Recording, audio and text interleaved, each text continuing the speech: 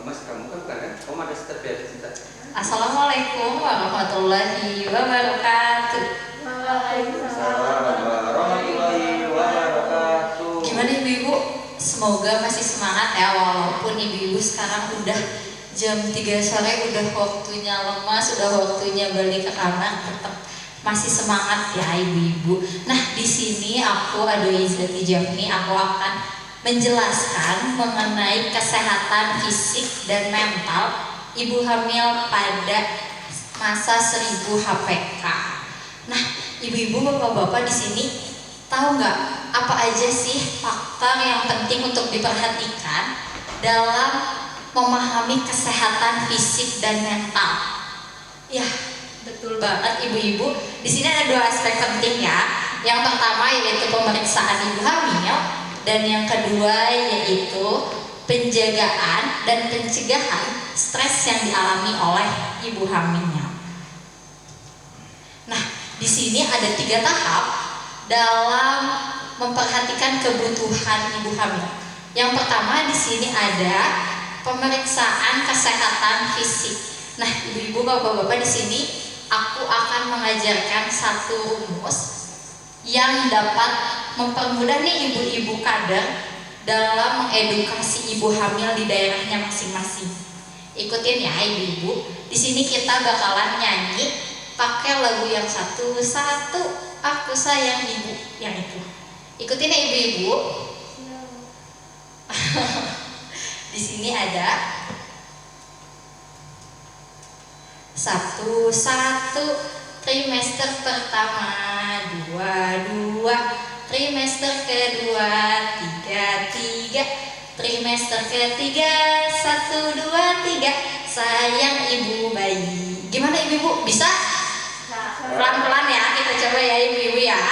1, trimester pertama, 2, trimester kedua, 3, trimester ketiga, 1, 2, 3, sayang ibu bayi.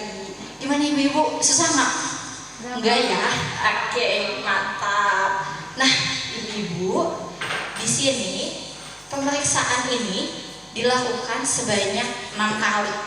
Di mana di sini ada nih ibu-ibu, minimal 2 kali pemeriksaan ini dilakukan oleh dokter.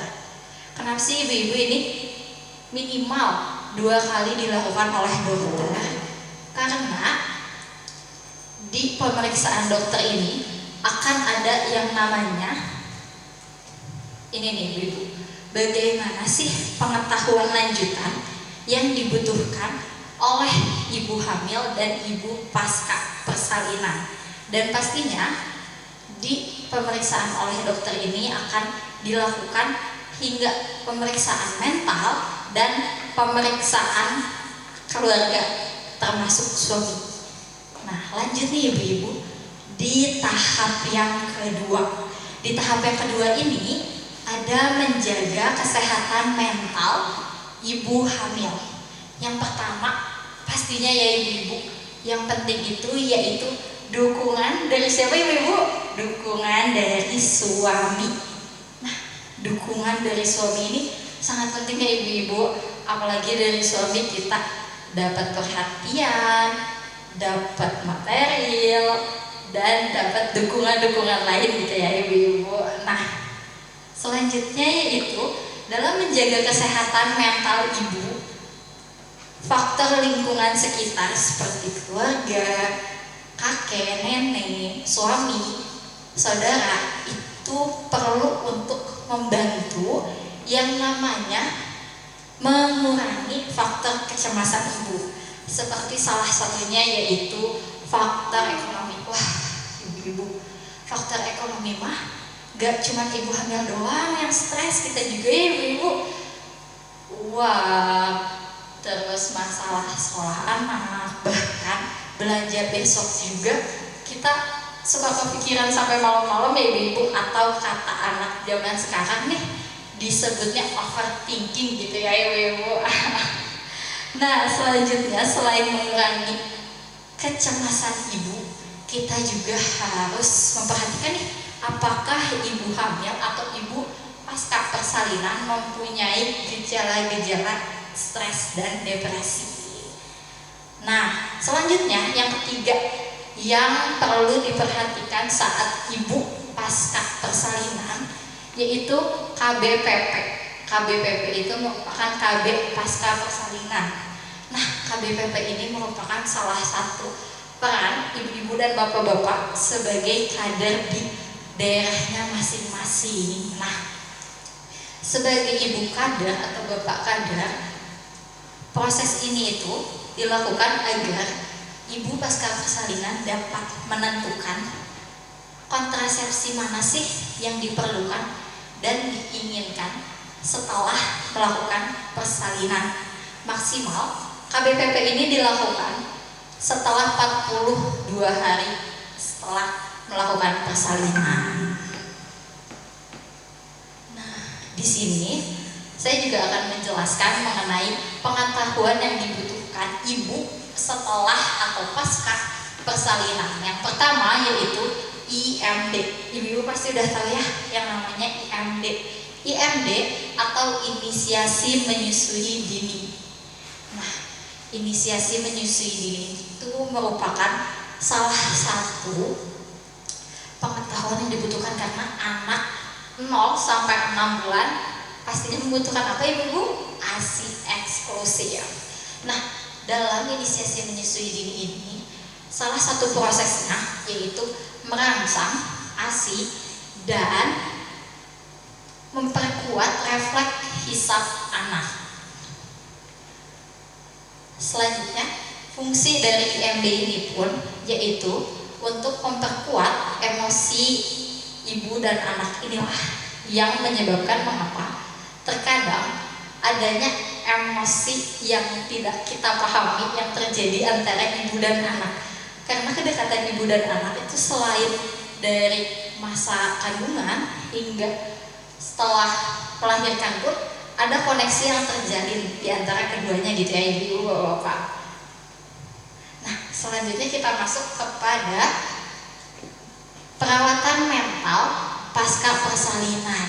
Nah, kenapa sih perawatan mental ibu buat ibu hamil pasca persalinan diperlukan gitu? Karena takutnya ibu pasca persalinan ini mengalami yang namanya baby blues. Baby blues itu apa sih ibu-ibu? Pusing, cemas, takut. Ya, betul banget ibu-ibu. Baby blues ini merupakan satu kondisi atau gejala di mana ibu pasca persalinan mengalami yang namanya kecemasan tingkat tinggi, ketakutan tingkat tinggi, dan kekhawatiran tingkat tinggi. Di mana kekhawatiran dan ketakutan ini berdampak terhadap keberjalanan sehari-hari ibu pasca persalinan.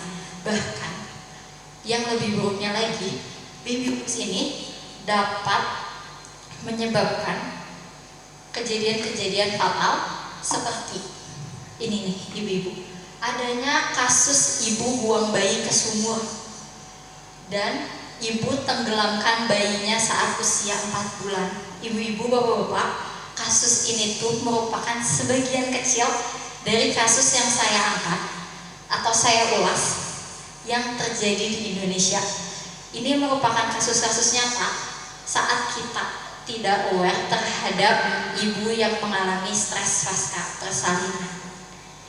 Nah, bagaimana sih cara kita mengetahui gejala-gejala yang dibutuhkan atau yang terjadi di ibu yang mengalami stres pasca persalinan? Tanda-tandanya di sini ada yang pertama, sedih berkepanjangan.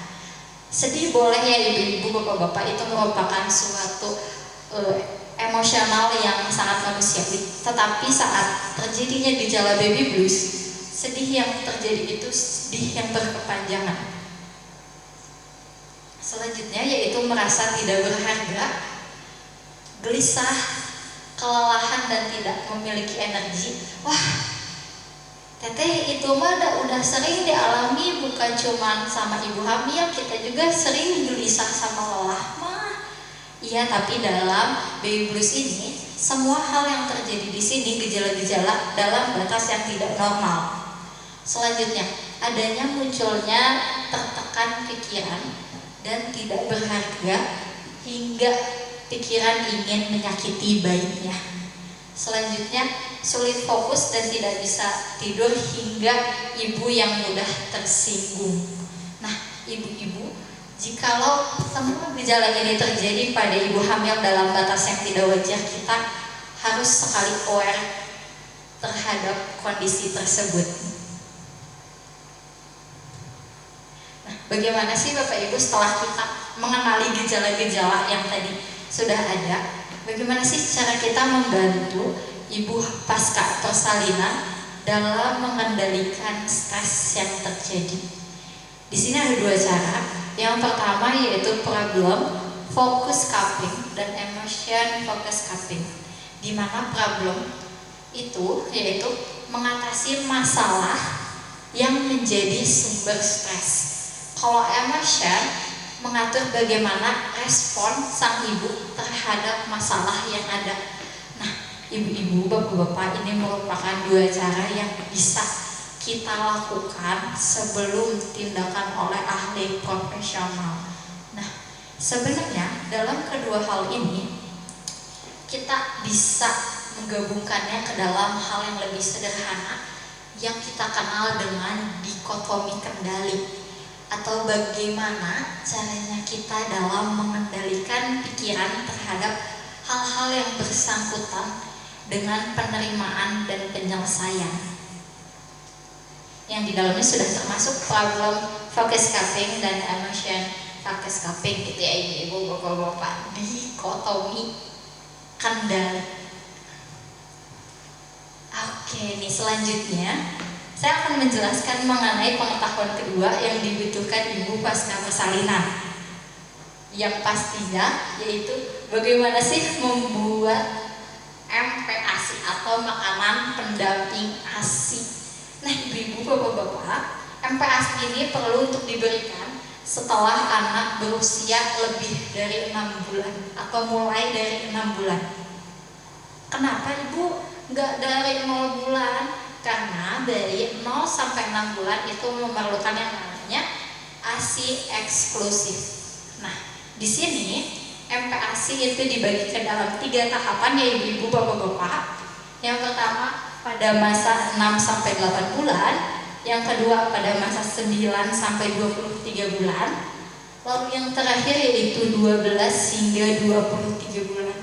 Aduh, Teteh, aku nggak tahu apa bedanya 1, 2, 3 tahapan ini. Untuk lebih gampangnya ibu-ibu, dalam 3 tahapan ini adanya perbedaan dalam pemberian nutrisi, pemberian takaran zat karbohidrat yang diberikan kepada bayi. Nah, pada masa 6 sampai 8 bulan, di sini pemberian nutrisi hanya cukup hingga 125 ml. Lalu pada 9 sampai 23 bulan boleh mencapai hingga 200 ml, dan untuk tahap yang ketiga itu 250 ml. Dengan bentuk-bentuk MPASI yang diberikan juga berbeda ya ibu-ibu, bapak-bapak tentunya. Yang pertama 6 sampai 8 bulan boleh nggak ibu-ibu, bapak-bapak, jikalau sudah diberikan buah stroberi gede-gedean? Nggak boleh ya ibu-ibu, bapak-bapak. Pastinya di 6 sampai 8 bulan karena proses peralihan dari ASI yang bentuknya encer, MPASI yang diberikan harus berbentuk makanan yang sudah disaring atau dilumatkan. Lalu naik kepada 9 hingga 23 bulan, MPASI yang diberikan boleh masuk kepada makanan yang dicincang, dicacah, dipotong kecil-kecil gitu loh ibu-ibu. Jadi sudah mulai naik nih ibu-ibu, dari disaring atau dilumatkan, mungkin kata Sundanya mah dibejek-bejek, berubah menjadi potong-potong gitu ya ibu-ibu. Selanjutnya di 12 sampai 23 bulan, di sini makanan boleh diberikan dengan bentuk makanan yang sudah bertekstur, agar itu juga merangsang motorik anak gitu gitu ya ibu-ibu bapak-bapak. Nah, ibu-ibu bapak-bapak, kalau makanan seperti ini boleh tidak diberikan kepada anak? Boleh. Boleh tidak ibu-ibu bapak? Tidak boleh ya. Ini adonan bala-bala. Walaupun di dalamnya sudah termasuk tepung sebagai karbohidrat dan sayuran sebagai protein, tetap saja ya ibu-ibu bapak-bapak, ini tidak boleh diberikan kepada bayi. Selanjutnya nih ibu-ibu bapak-bapak, di sini ada es krim sorbet. Boleh diberikan tidak ibu-ibu bapak-bapak? Tidak. Tidak boleh, betul sekali. Anak-anak di bawah 2 tahun dianjurkan oleh dokter dan FDI untuk tidak mengkonsumsi makanan seperti es krim. Ini dikarenakan gula yang terkandung di dalam es krim itu kadarnya lebih tinggi, dan anak-anak dengan usia di bawah 2 tahun itu proses pencernaannya masih belum lengkap. Jadi kondisi pencernaannya masih belum siap untuk menerima makanan seperti es krim sorbet. Walaupun di dalamnya terkandung buah asli, 100% jus asli, 100% sayuran asli, tetap saja ya ibu bapak-bapak, tetap tidak boleh. Boleh hanya untuk mengetahui atau merangsang motorik anak boleh diberikan, tapi ini bukan merupakan MPASI utama yang diberikan kepada anak. Wah, sudah cukup ibu bapak, mulai dari tadi IMD, pemeriksaan, nyanyi-nyanyi, hingga MPASI seperti apa yang harus diberikan kepada anak sudah saya sampaikan. Terima kasih ibu-ibu dan bapak-bapak telah mendengarkan sedikit materi yang dapat saya sampaikan mengenai kesehatan fisik dan mental ibu pada masa 1000 HPK. Terima kasih dari saya. Wassalamualaikum warahmatullahi wabarakatuh.